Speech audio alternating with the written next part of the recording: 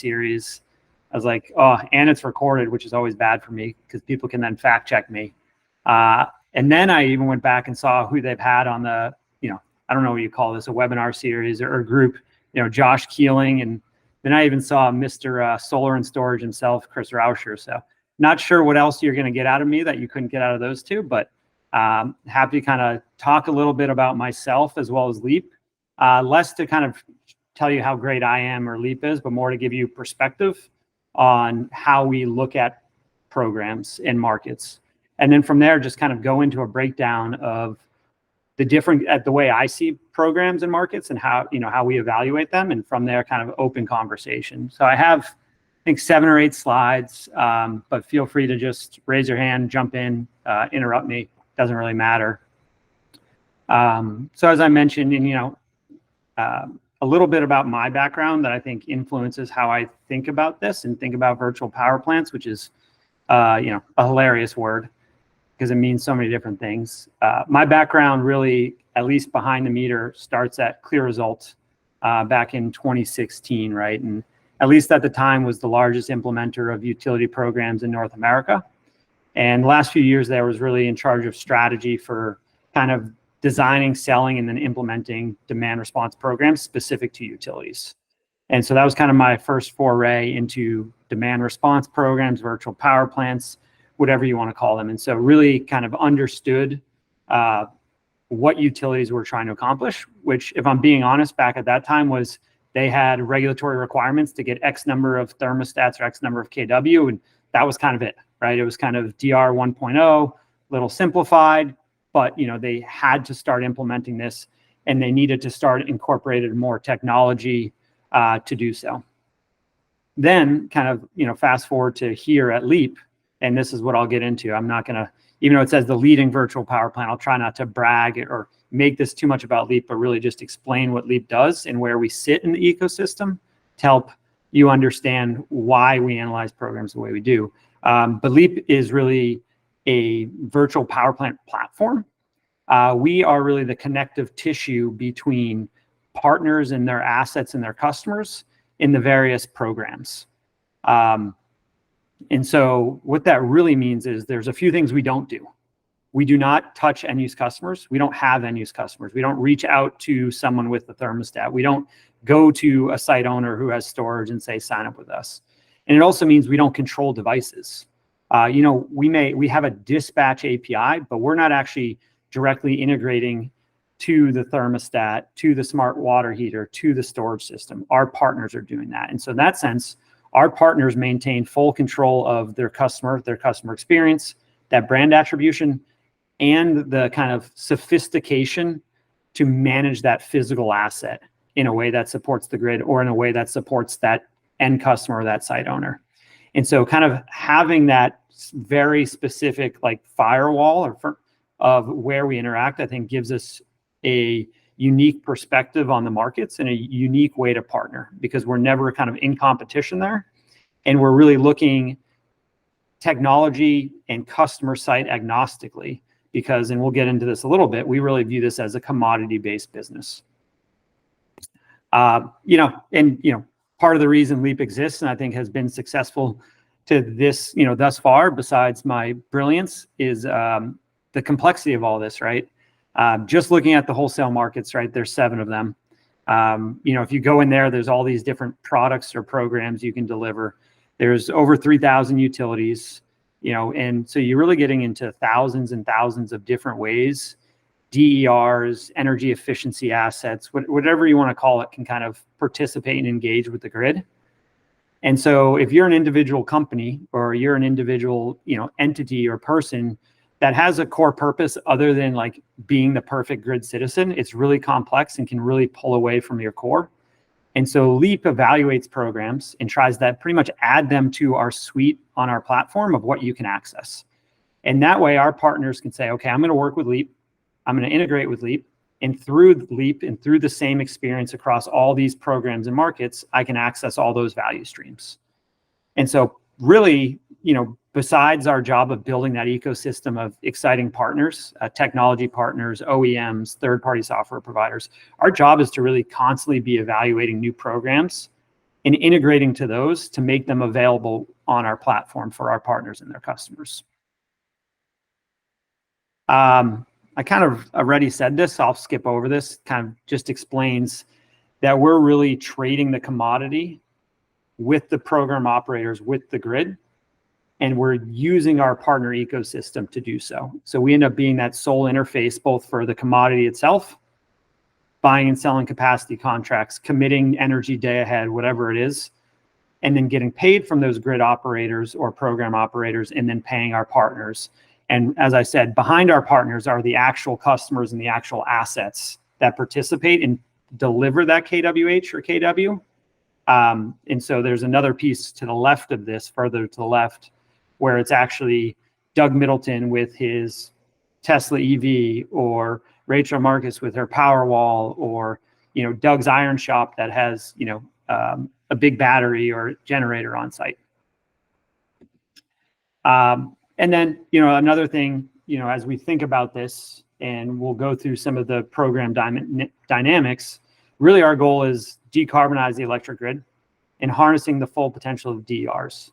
You can kind of do that two ways. You can take a DER that's already out there, making sure it's enrolled in supporting the grid in whatever way is possible, whether that's daily participation, whether that's resiliency, whether that is support during emergency events.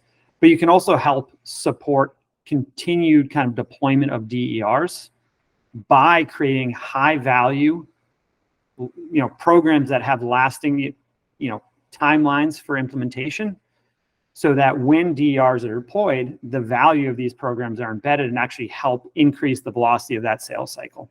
And so this is where we really work with partners to understand what drives their business, how are they selling their assets? Because in the end, it's one thing to have all, however many storage systems are out there now participating, but we want to make sure more storage systems get deployed, and we want to make sure every one of them is participating in a program. All right, so I think Ben had said, let's talk wholesale market programs specifically. I'm actually going to say, let's nix that idea and let's just talk programs in general. And I think from that, you'll see why LEAP has typically started at the wholesale market level and then branched out to include other state-run programs or other utility-run programs. And it's really a breakdown of how I think about a program, whether it is a grid product or service you're delivering, or whether it's a customer program. And some of this gets down to regulation and where it falls in utilities and what they're really trying to accomplish. But it's really the difference between a commodity and a program. When you think of what CAISO is trying to do with RA, resource adequacy, that is independent of an end-use customer of a DER. That is how they balance and ensure the build out of their overall grid, right? Resource adequacy, utilities have to buy resource adequacy to support their entire customer base. That could be for natural gas power plants a state away, utility scale wind farms, solar farms, whatever it may be, plus DERs. And so you're really competing on an economic basis with all of that. You're really delivering a commodity. It doesn't matter who you are, what asset type that's coming from, as long as you can have that capacity in the ground and available and deliver those kWh when called upon, you're eligible to participate. And so that kind of gets into some of these pros of a commodity-based grid services program, which is eligibility across devices and load types. There's a ton of utility programs, and I get it because it was approved within their residential, rate base, or it was the only technology they really had confidence in, or their implementer said they could do with smart thermostats. For the wholesale programs, a kWh is a kWh. Doesn't matter if it was delivered because somebody went and shut off their breaker at their home because they automatically turned down their temperature with their smart thermostat, or whether they took their home offline by having storage there. Same with the businesses. Two, it's a pro and a con. Relatively low entry barriers, I think, for wholesale markets. The commodity is needed. There are mechanisms by which third parties deliver this commodity to the grid and to the off-takers, the IOUs, and other load-serving entities. And so in a sense, if you can deliver the commodity, they have to take you. There's actually a lot of red tape around there, right? You have to go through the right regulatory requirements, put up collateral and things like that. but it's not like LEAP has had to go and convince CAISO that they need a commodity, a market to sell KW and KWH. Unlike a lot of utility programs where you're actually going in and you're kind of creating bespoke programs. So in a sense, there's relatively low entry barriers in that this is ongoing. And then 3, I think, is the transparent funding and economics, right? This is really a market-based system. Yes, there's rules that have carve-outs for DERs that, adjust that slightly. But in the end, that this is a commodity that has to stick around. You need to buy capacity. You need to deliver energy to operate a grid. And you have kind of a clear, relatively clear market-based approach to how you value these assets. On the con side of kind of commodity-based programs, you do have limits on value, right? It's not some evaluator or regulator saying, okay, this is how much we'll pay. We have some dollars for some R&D projects. It has to align with the overall economics of operating the grid. And as I said, in certain places, it actually is directly competing against, other wholesale integrated resources, whether that's utility, solar, natural gas power plants. And so you can't kind of create this artificial value based on customer engagement, R&D, all of that. Obviously there's nuances to that. As I said, there's carve-outs, there's specific adders and things like that for having something that's deployed locally, aka distributed, and so you kind of reduce transmission congestion and things like that. And so there's other adders. So besides kind of, I think sometimes the impact on value, you have also restricted enrollment mechanisms because these programs aren't always designed for C&I or resi customers. They're really just focused on getting the commodity they need to operate the grid. There hasn't been a lot of thought about how you can actually enable an end-use customer to do this.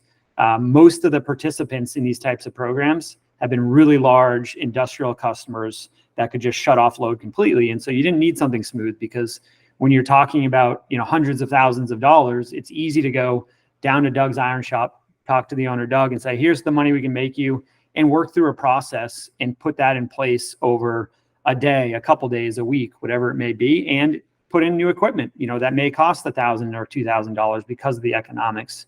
But when you're trying to do this at true distributed scale, and you're talking about someone at home with their Powerwall that can deliver a couple kW and earn a couple $100, you need to have a better customer flow, and you need to have kind of better measurement economics in that we can't be going and putting new equipment, right? You really have to leverage either utility infrastructure on site or the data and measurement infrastructure within that asset, or it just becomes untenable. So you run into a lot of those issues. FERC 2222 was supposed to solve all of these. I'm not holding my breath there, but we'll continue to see progress, I think, on there. But that's definitely a downfall. And then 3, I think, is strict performance, availability, or measurement requirements. So just like number 1, where you're eligible across devices and load types, that's great. But it also means that certain devices and load types don't get like a get out of free jail card and be like, well, I'm actually not available these times because, hey, somebody's driving my EV and they need to use it. Whereas utility programs, right, you can design, specific requirements around that asset type. There's a little bit more strictness around that. And so you need to find unique ways and really understand how a certain asset type may have diminished value to the grid and therefore have diminished earning potential, but really kind of navigating those barriers of when you say you're signing up to deliver a commodity, I don't care that your asset's used for something else, whether that's resiliency, whether that's for driving, whether that's to keep you comfortable in the smart thermostat. Here's what you have to deliver. So that's kind of, in my mind, some of the pros and cons of market-based, true grid products delivery versus a more customer-based, device-based program. And I have one more slide, and then we can just kind of open it up.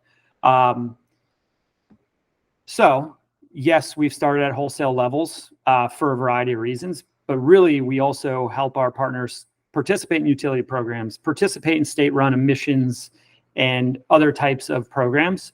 And the way kind of the X's and O's of high impact grid services programs, it's really 4 pillars that I always talk about. And I used to say 4 and then get lost like at 2 or 3 of what was the next one. So I'm glad I wrote them down here. But one is kind of geographic scale. How big is the program, the coverage? wholesale markets tend to do really well here, right? It opens up entire states and regions rather than, oh, I worked with Muni here and I go 10 miles south and there's no program or different availability. Also there is where are DERs deployed, right? It's one thing to say we want to open up a program in North Dakota or something there, but if there just really haven't been major deployments of storage or EVs, right, how impactful is that? So that's kind of has both a geographic scale as well as a deployment scale to it. The second one, longevity, is actually really important. I used to say temporal scale, but that never really made sense, very like scientific. But how long do you think this program will be around? How contractable are those revenues? Because as I said, our core goal is not just get some assets to participate and earn some money. It's really decarbonize the grid and get more DERs deployed. And how do you increase the velocity of DER deployment? It's you have to have something that's reliable, that drives a change in the economics of why a customer is buying that asset. And, you know, no offense, Tesla or SolarEdge or Enphase aren't going to lower their price of their batteries just hoping they're going to make money on some of these or earning some back or telling the customer they can earn. There really has to be some belief that they'll stick around. And so a 1-year pilot, even if it's super lucrative, that's great. But, you know, you have to go through, how do I actually bring this into the sales process? How do I teach installers to sell it and things like that? And so you do need some longevity in terms of what you're seeing. And that's where wholesale markets are nice because, as I mentioned, even, you know, carve outs may change, different, you know, transmission congestion charges and values may change. But in the end, the grid has to operate. They need to procure capacity. They need to deliver KWH. And so you tend to have a broader view there rather than the 3-year kind of customer program cycle that a lot of utilities are on. 3 then is value. It's one thing if it covers a lot of folks, it's around for a while, but if you're going in and you're saying, I can give you $5 per kW year, and I know that, you know, a storage system can only deliver 2 kW on average, and you're saying, okay, this $10,000 asset can earn $10 a year, it's not impactful enough to really want to drive adoption there. And then fourth, and we already talked about this, is what's the customer experience? And this is where FERC 2222 hopefully will kind of have some impacts. But are you telling a customer they need to walk outside, write down their meter number, kick it a few times, give up their second child to participate? Or is there an easy way that both protects the customer and, you know, and their data and their security, but also makes it easy enough where a customer will want to do this to support the grid for a little bit of money? And so every time we look at programs, whether that is utility programs, whether that's state-run programs, or whether that's wholesale programs, this is the lens we view that at. And so every year we go through what we call our market competitive value stack, and we look at as many available programs as possible. And this is how we kind of reviewed those. So a little bit about wholesale markets. I don't mean to, I think when I talk about that, maybe I demean the utility programs or other state programs. I don't. There's a ton of great programs out there. So I think these kind of 4 pillars of looking at a program are important. And I'd also encourage you, right, if you are in the business of working with utilities and selling programs, trying to bring these kind of 4 concepts into those, you know, negotiation or strategic thinking projects or times with the utilities to say, this is actually how you drive impact. So, yeah, that's all I got. Thanks. Can you describe your favorite program? Which one is it? Mainly because my team, as well as Mr. Solar and Storage himself, Chris Roscher's team, the Sunrun team, helped really work with the CEC and others, right? CALSA, and there are a whole bunch of people that advocated for this, but the Demand Side Grid Support Program in California, DSGS, we want more asset types. It's only available for storage now, but geography, right? All of California. So where's most solar and storage deployed? California. Longevity, they have a $300 million budget. There's not a specific number of months or years. I think it was 295 million. Don't quote me on that. So long, it should be around for at least a couple of years. 3, value. And that value also gets into availability, right? It's one thing to say, oh, you can earn $100 per kW a year, but you have to be available every second of every day of, you know, the entire year.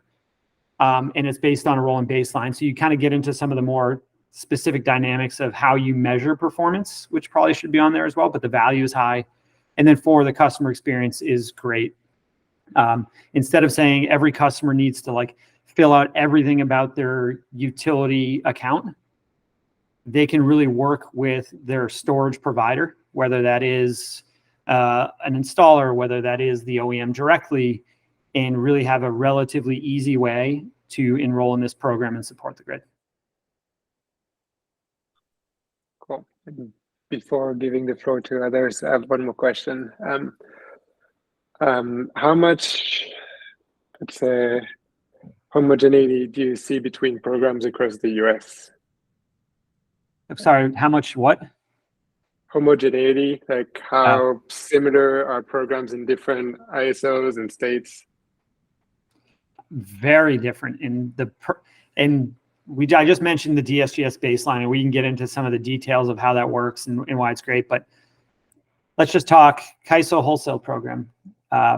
They do a rolling baseline, 5 and 10 if you're resi, 10 and 10. There's a couple you can do, but it's look at what the energy usage was at the home or the business on similar like days, and then what you do today during your event day, and was there a change?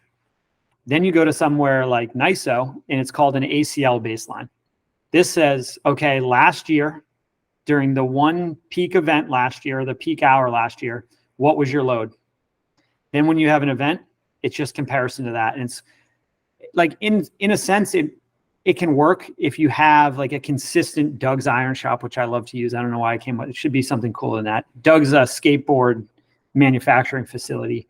If I'm been static and yeah, I used to use load and now I shut off for a big event, I should get compensated for that. But what do you do if all of a sudden I added EVs to my store? That's new load. So I could want to sign that up and shut off that charging. But even if I shut off that charging this year, compared to last year, it looks the same. I've actually toyed with people, well, what if you put solar on a residential roof? Shouldn't you just sign that site up for 1 year for a DR program? Because their load most likely during the peak hour is going to be less than last year because solar. And so there's just even that in like program implementation in terms of like measurement. A lot of programs, right? And ISOs are slow moving for a reason. It's all about balancing the grid. It's not all about being the coolest and most innovative. But a lot of their approaches are kind of static based upon really outdated assumptions of who's participating. And so I'd say you do not see a lot of homogeneity, something like that, homogeneous kind of designs across the country, especially in wholesale markets. Got it. Thank you. Yeah, great question. All right, Ryan.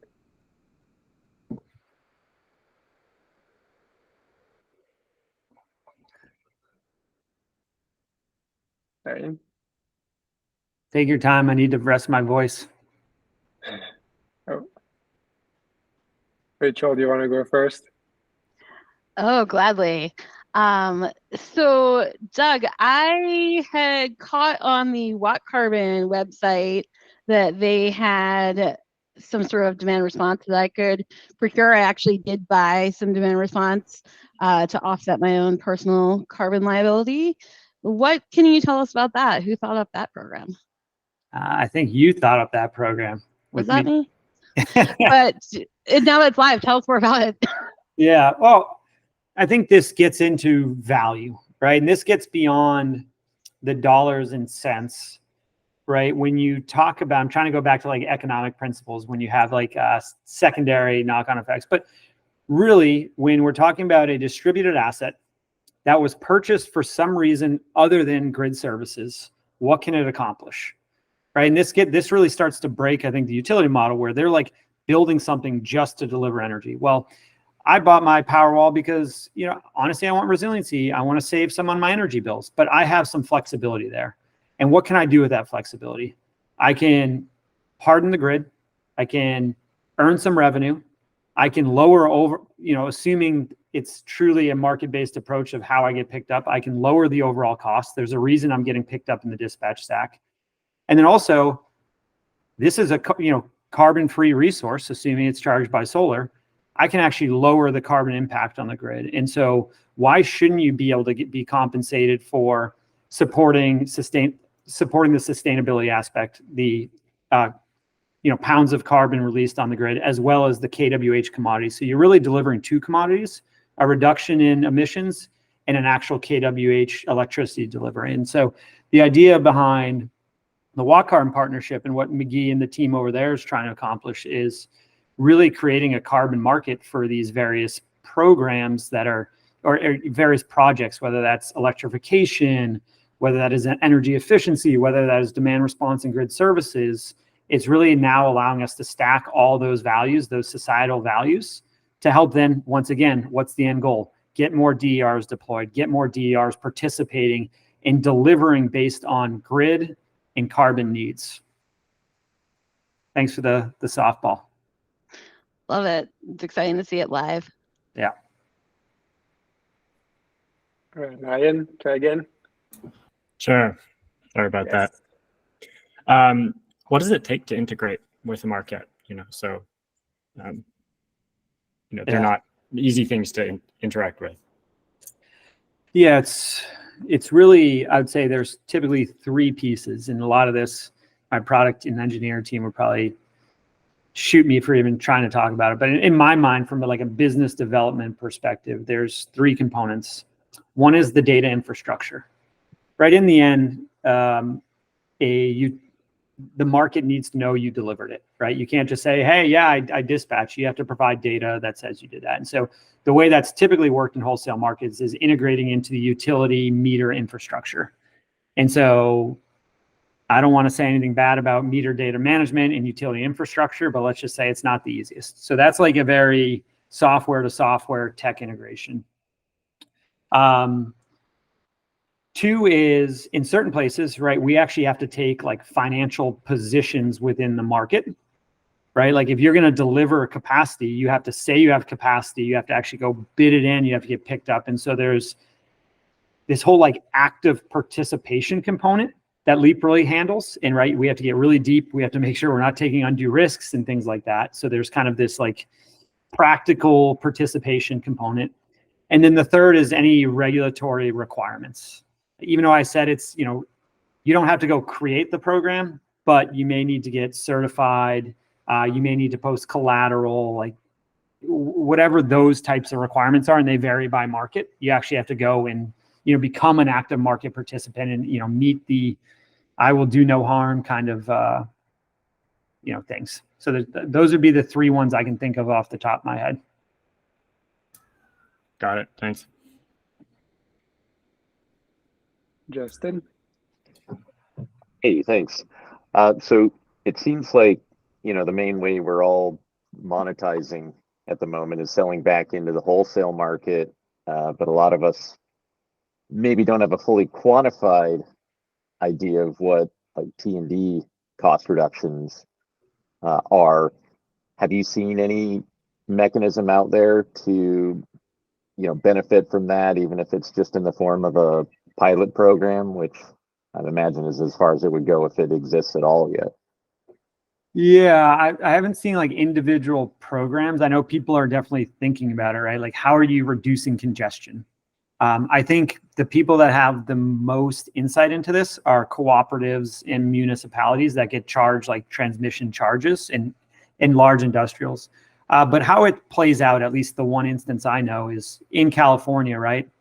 As a distributed energy RA, which is resource adequacy, which is their fancy name for capacity in CAISO, we have certain adders we get on what we deliver. So we said we delivered 1 megawatt, we actually get paid. And it's actually changing. I think they're taking some away or adjusting it. I forget what they're called, but it's something capacity factor that kind of gets amped up a couple percent based upon the idea that we're delivering at the end use area rather than at a need to transmit it across either transmission or distribution.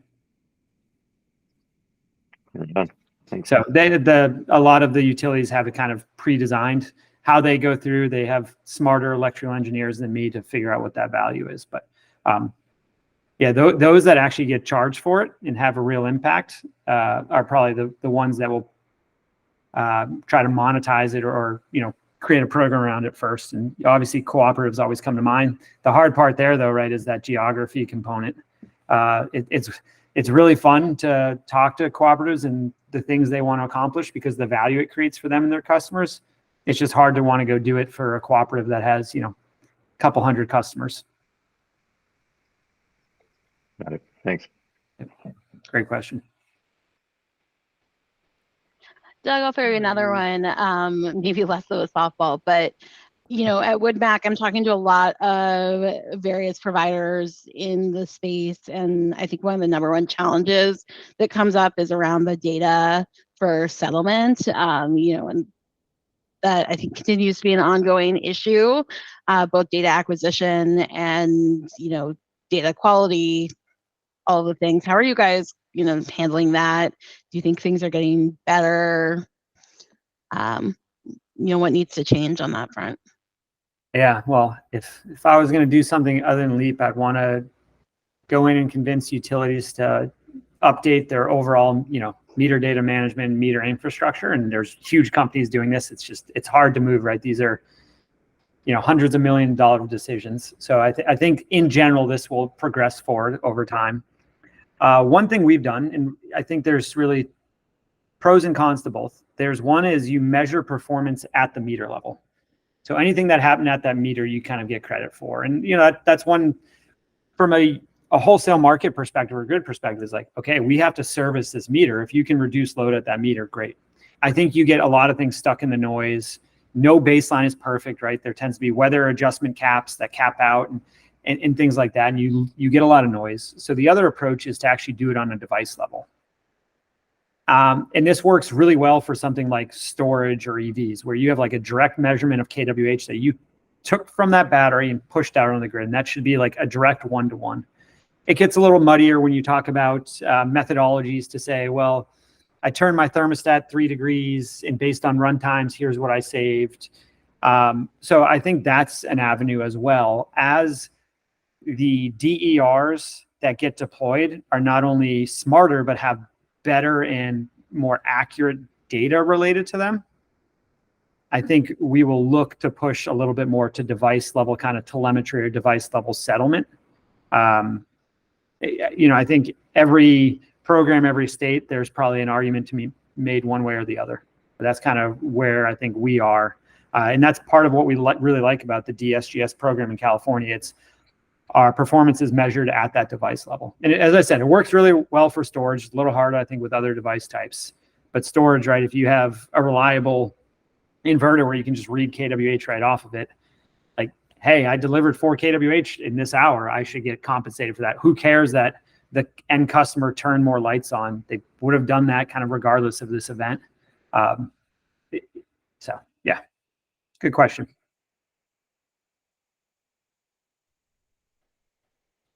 I'm curious, can you tell us about your experience putting DSGS together, like creating it? What did it take? It was, it always takes 2 willing parties. And I'm sure as anyone that's ever tried to sell a utility on a program, right, there has to be a need, there has to be a willingness, and there has to be a budget. All of those were there. The CEC had already decided they wanted to do something along the way.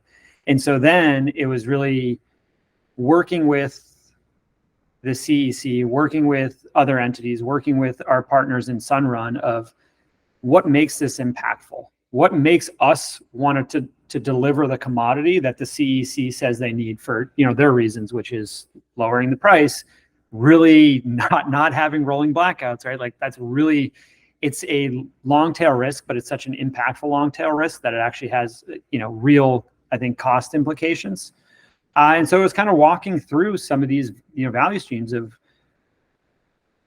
why taking a device level approach is the way to go. Why taking a simpler customer experience is the way to go. How we were still going to protect dual enrollment and customer rights and things like that. And so it was really fun to have to think through these pillars of a great program, which had kind of always been floating in my mind, to like really bring in that, like, in the end, the CEC is an agency, right? There's politics behind it. And so kind of, it was fun to get a little beyond, the X's and O's and get a little bit into the storytelling. And so that was a lot of fun. And I think the CEC ended up in someplace great.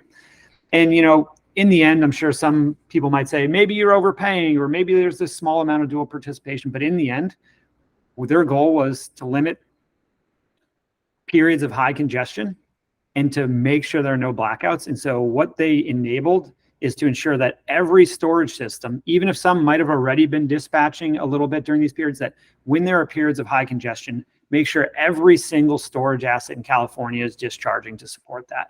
And so you're really creating this nice security blanket to do that. Did the CEC have the initiative? Did they come to you with it? The CEC already had the initiative. They asked for, I think it was, I can't remember, it was RFI, something like that. They asked for proposals, and I'm making it seem like Leap and Sunrun did this. There was a ton of actors. I know Generac had a proposal. I know Ohm Connect had proposals in there. I know Olivine was very involved. Yeah. So it was the whole industry, I think, came together and really coalesced on, okay, great. You have an agency with a budget, an agency with a need, an agency with a vision. How do we collectively kind of bring our viewpoints and our experiences to bear to make sure it's an effective program?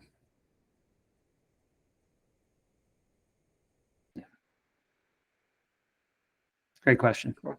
Thank you. Lion, do you want to go next? Yeah, sure. I think this one could also be for Rachel about sort of like the growth of the virtual power plant space. So I know that DERs are growing quite rapidly, you know, with electrification, especially of electric vehicles. I've heard from a Wood Mackenzie report that the capacity of DERs is growing just as quickly as traditional capacity is. How much of that is being captured by virtual power plants, and is it being put into wholesale markets or utility programs? I'm trying to calculate that literally right now. My next report should be out in 2 weeks. Oh, nice. Congrats. But yeah, no, that's definitely something we're looking at. I would say ultimately not that much is doing VPPs yet, not as much as, you know, should be. But yeah, that's something we're keeping a close eye on. And, you know, there's a lot of good programs, but, you know, there's still a lot of flaws. There's still a lot of, you know, it's not quite as easy to get things into a VPP as it could be or should be. And that still tends to be, you know, a big blocker for a lot of these DERs. Gotcha. There's still a lot of places on the map that just have no programs at all. Or, you know, like Missouri is just starting to open up more programs. That was a big win last couple of weeks. But yeah, I mean, there's still a lot of places that have very few programs, or, you know, what they have is very OEM specific. So, you know, there might be a program available for one specific battery, and anything else, there's nothing you can do.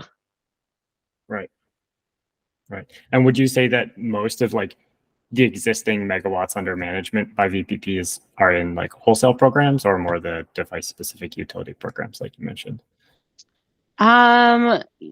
It's trending closer to 50-50 now, which was kind of a surprise. Wow. But I would say there's a lot of program stacking or value stacking happening.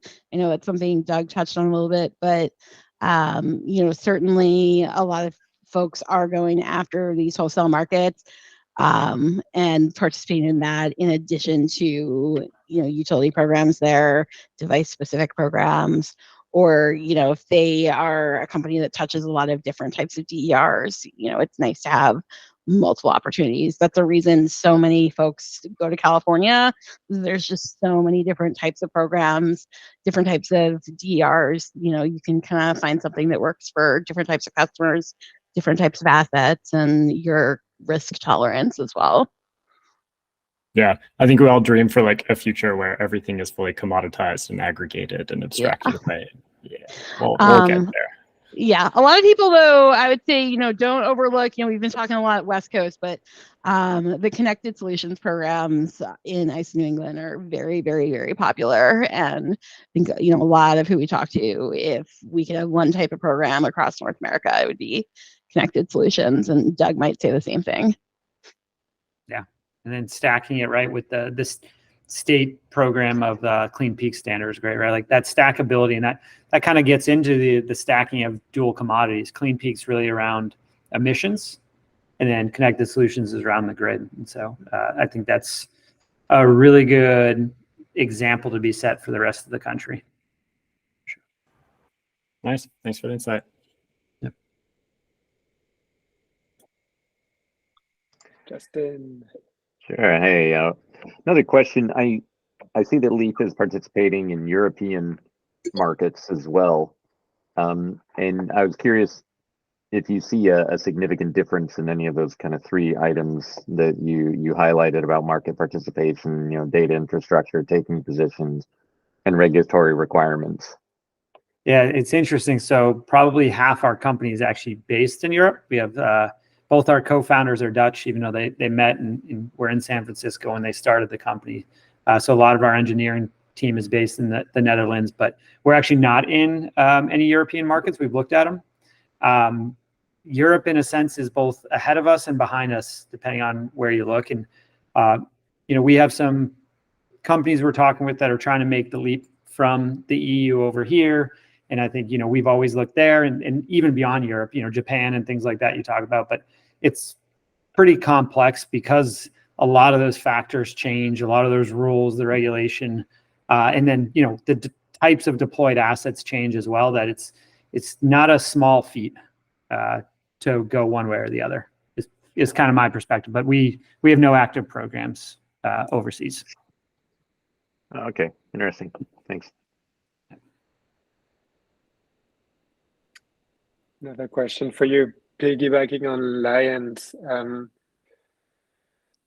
What are the barriers to enrolling more assets into programs? Once like a partner of yours has implemented the whole thing, now they just need to sign up a homeowner or a battery or whatnot. Like, why doesn't that happen more? Yeah, it's kind of there's three words I think of when I think of like engaging a homeowner. There's a BYO, bring your own. So it's the opt-in. You reach out to them, say opt-in. There's the opt-out. They already have the asset. You tell them you're in unless you opt out. And then there's the new sale. When you buy the asset, part of the overall value you're getting in the sale price or whatever it is participation in. No matter how good of a brand you think you have in your customer engagement process, especially in this is Resi, if you're doing an opt-in approach, you're going to end up with 10, maybe 20% of customers opting in. And I'm sure Google's been running RHR and taking this approach for probably a decade now. They probably have great data on this, as I'm sure Ecobee and all of them have. But the reality is there's only a certain number of people that are even going to open the email or open that in-app notification to click through and go there. And so you severely limit yourself by only going back to existing customers. We've been toying with some of these ideas of opt-out. So say you bought a storage system from installer X, Y, and in the contract, they said, we have the rights to put you in utility programs or good services programs were available. So if they just reached out and sent that same email or in-app notification, by the way, you're in DSGS unless you decide to opt out. We've seen data that supports you'll get 70 or 80%. So you're immediately 3, 4, 5, 6x the number of participants. But that requires having customer and data security there, that you're not doing something the customer isn't, having contracts. So having the foresight when you sold these assets or engaged these customers originally, even if that program wasn't around, to have it in your contract. And then you get to the third, the holy grail, which is when you see the price of that storage asset, it says $10,000 or it's only $8,500 if you agree to participate in this program. But that gets back to that second pillar there, their longevity. The only way people that are selling these assets that are going to embed that into their cost is they have belief in the ability to contract for that revenue many years in advance. And then from there, right, you should, in theory, probably get 90, 95% participation, because if you're saying, yeah, I'll manage it all for you, there's no impact. Why would I want to pay, 15, 20% more, whatever it is? So really, really hard just by saying, let's just reach out to more customers. It's not that simple. I know I'm the same way. I have probably 100,000, promotional emails from different companies that I'll never open. So even if I wanted to find mine from my Ecobee or Google Nest device, it's probably buried in all that and I wouldn't see it anyways. Right. Questions, anyone else? I'll go one last one. Are you in all of the markets and programs that you would like to be, like Leap, or are there ones that you just haven't gotten around to entering yet? And what are the barriers? Like why not scale? Yeah. It's timely. We're doing our that MCVS, market competitive value stack, which is, it's a balance, right? Of what can product do, where's their value, what are partners, and obviously being the partner side of the business, every partner wants to hear that every program and every market is open. Regardless of these 4 factors, right? It's nice to have it. One thing we've looked at a lot and people talk about a lot is ancillaries. I'm not as convinced that the value against the sophistication, the cost to participate is there.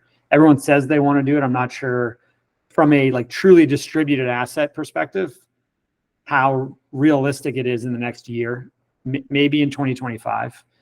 Obviously if you have front of the meter, really large assets, 5, 10, 15 megawatts or bigger, I think it can make a lot more sense there. So that's one it's funny, it gets thrown out a lot. The use case is a little fuzzier, except for really large assets. To Rachel's point, I think the connected solutions programs, there's a handful of them across, I think, 3 states. So making sure we're covering all of those. And each one of them actually has slightly different requirements in terms of data fidelity and things like that actually create some product work. So I would probably pick that as mine to say the Connecticut Connected Solutions, because they now also have the new battery program, is probably up there on my list of things, but I don't want to get in trouble with the rest of the team and the things we're recommending like later today. I guess I should re-look through that deck and see what we're recommending. Yeah. That's a great question, but in the end line, like that's what we're constantly doing. We have a whole market development team that's always looking for new programs, looking to support creation of new programs related to all of these. And Connected Solutions fits a lot of these boxes. I guess another one, actually, and I would say it, and we've actually tried to open it up. It's just, there's some complexity in terms of timing, is the auto DLM program in New York. It's a 5-year contract. It's a fixed capacity price. So high value, longevity. The issue is the high value areas, the geographies are like, think of it, Brooklyn, Manhattan, really hard to build batteries there. It's focused on C&I, so customer experience doesn't matter.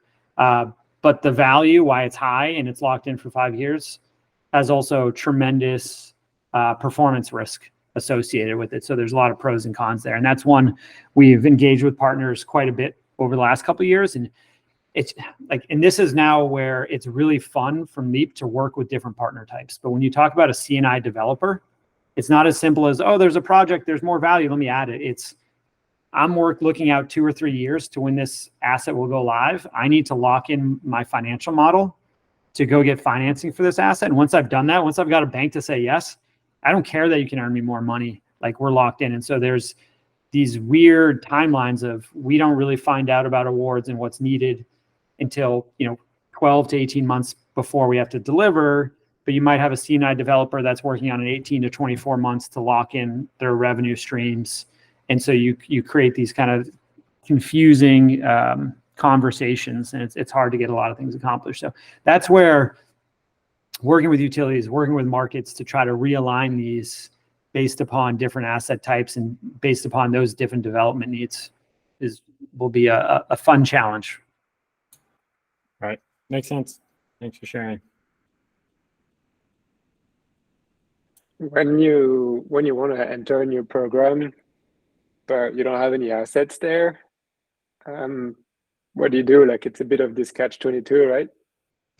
Yeah, and that's where when I mention geography there, I also mean deployments of our partner assets, right? And this gets back to Leap's model in particular of, we don't have any customers, we don't have any assets, but we have, I think it's 80 contracted partners, and some that you probably see on our website. whether it's Generac, whether it's STEM, there's a handful of other ones. We can go talk to them and say, what assets, and this is what we do, part of our competitive value stack. What assets do you have in here? What assets would you want to enroll? But it is like, in the end, they could say, yeah, we have these assets, we'd be open to it. And then we go open the program and take it. But if these other things, the customer experience and the value aren't there, when they go and actually try to get their customers to sign up, maybe they fail and we fall flat. And so we're constantly balancing it, because our partners, in some cases, they actually own and operate the assets. It's an easy one-to-one. Yeah, we want to do it. Yeah, let's put it in. And in other cases, it's, oh, our customers are there. Of course, we want to help them participate in this. Of course, we want to make more money, but they're not going to reach out to their customers and enroll until it's available. And so there is definitely this chicken and egg kind of issue that we constantly run into. And, to be fair, we've had certain markets and programs open up really slowly. We thought it was a great idea, great opportunity, tons of value. And then we realized from the customer experience, it's really hard to get customers in kind of as a BYO follow-up. And so, other markets have gone really well because we've focused more on that component. In the end, I think smart engineers really hate when I say this. The technology is not the issue. The customer experience and customer engagement is the hardest part. Yep, that has been repeated over and over in this series. Yeah. If you can convince me to sign up, then you've got a good program. Yeah. Do we have any other questions? Yeah, all great questions, by the way. I thought I was just going to have to sit here and talk to myself for an hour. So thank you for saving me from myself. Yeah, so I do want to know why no mustache? I'm down here in Florida. I can't be sweating. November. You know me. I'm so counterculture. I'll start growing it in December. Classic, this guy. And is Leap planning to give away any more Teslas? Or is that just a one-time thing for people that? That was our partner, OptiWatt, gave away the Tesla. We just helped them. We helped them enable that giveaway, which was really exciting. I will say the funny thing, and maybe this shouldn't be recorded. The funny thing about OptiWatt is majority of their customers have Teslas already. So you're giving away a Tesla to a Tesla owner, but there you go. Need a Tesla to get a Tesla. But that was really exciting, right? And that's about bringing that longevity and bringing that value and finding new ways to engage customers is, even though it's not our customers, it's not our assets, it's something we really try to bring to bear. And we have an amazing person on our team, Stephanie Cole, who came over from Clear Result, who used to do marketing campaigns for utility programs. And she really sits internally as like a free marketing consultant to our partners to say, here's the value you're creating, what's your risk profile? What do you want to do? How do you want to engage customers? Is it BYO? Is it an email? Is it an in-app? Is it a giveaway and things like that? And so she's been really great at kind of finding creative ways to work with our partners that in the end help them enroll more and engage more customers. So shout out to Stephanie Cole if she ever listens to this. I have one more question.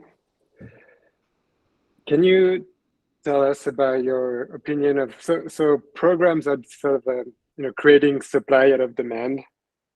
The flip side of that is just, I think we talked about it in a previous conversation, but letting demand be demand and then just use dynamic pricing to achieve your goals of whether that's decarbonization or like grid stability and whatnot. Do you have any opinions on that in the long term? Yeah, there's two ways to go with this. One is this tirade I'll go on about utility tariffs and things like that, right? A lot of times I run in with partners or people partners I want to be on the Leap platform and say, well, we manage to the utility TOU tariff, and that's it. That's the gold standard. And I say, well, that's not fair. Right? There's no rule out there that says you got to optimize the TOU tariff, right? You should be optimizing for your customer. What the utility puts in their tariffs is for their benefit alone, not necessarily even the whole grid, not necessarily for the customer. And they tend to be outdated, right? They're hard to push through new tariffs for TOUs, for utilities, right? They have to go through regulators and their commission and all of that. And so they tend to be, I think, a little outdated of what's available. And so there's one side of that argument, which is, I'm not sure utilities in their current structure the best way to dictate what is most needed from the grid. The other side of that is just the idea of dynamic pricing, and what you saw with Griddy and ERCOT is how much sophistication are you really willing to push to the customer? What do they really understand, and what are they really willing to give up? It's weird. Electricity is one of these things that's both a necessity and a commodity. In some senses, it just seems like a commodity. Oh, you don't necessarily need it. But then when there's blackouts, right, people die, people have medical equipment. And so I think you have to balance that sophistication you put to the end customer. And so for that reason, I think super dynamic rates maybe aren't the best way to accomplish this. That's great. Well, thanks so much, Doug. Really appreciate all your time answering all of our tough questions. And thanks everybody for being here and also asking questions. We'll see you next time. Thanks for having me, Ben. Thanks, Doug. Thanks, Doug.